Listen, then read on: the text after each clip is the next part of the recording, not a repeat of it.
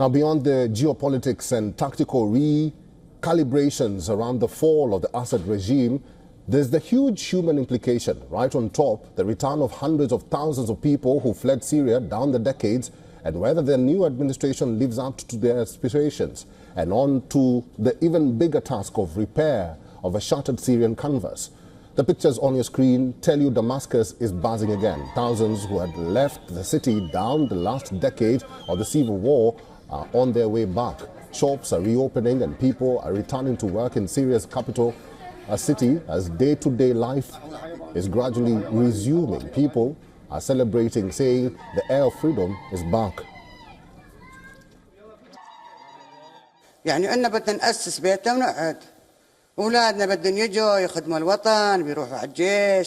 يعني وعندهم أطفال صغار، إذا إجوا هالأطفال طيب كيف بدهم يقعدوا ليك والدنيا برد؟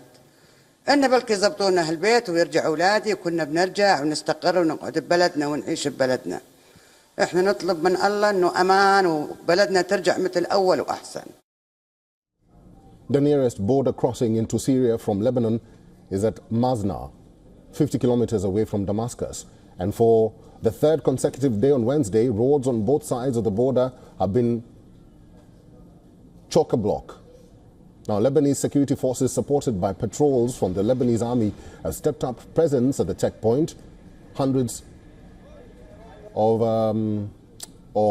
of people are pouring into Syria from Lebanon on cars, on trolleys, and even on foot. صار لي 13 سنة تقريبا وشي 7 شهور ما طلعت على سوريا. هلا اخترت لأنه سقط النظام، تغيرت الأمور، صرنا نفوت على بلدنا بحرية، ما صار في حدا عم يلاحقك، يعني أنت مرتاح تفوت على بلدك بترجع بتشوف أهلك ناسك. People are also entering in droves from Turkey. Big challenges enter the picture too, the biggest of them being getting these people homes and jobs and even healthcare. Less than 2/3 of hospitals and primary care are functional, and even they are to be subjected to massive loads. Head of the World Health Organization says that this is a problem for Syria. Yesterday, we also delivered trauma and surgical supplies to Al-Mossad Hospital in Damascus, and we're working to support additional hospitals in the coming days. Our teams are on the ground to assess the full scope of health needs and to strengthen the surveillance systems as the risk of outbreaks, including of cholera, continues.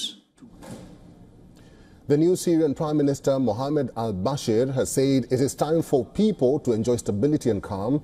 There are moves on the diplomacy front too. Qatar announced it intends to reopen its embassy in Damascus more than a decade after it was stormed by supporters of deposed President Bashar Al-Assad. Finally, a word from the Pope. In his weekly general audience, the pontiff said he prays people in Syria may live in peace and security and mutual respect. He has expressed hope of a peaceful political situation or solution without further conflict, enabling stability and unity. For the immediate term, that's probably the biggest of many prescriptions the country needs. For all the latest news, download the WION app and subscribe to our YouTube channel.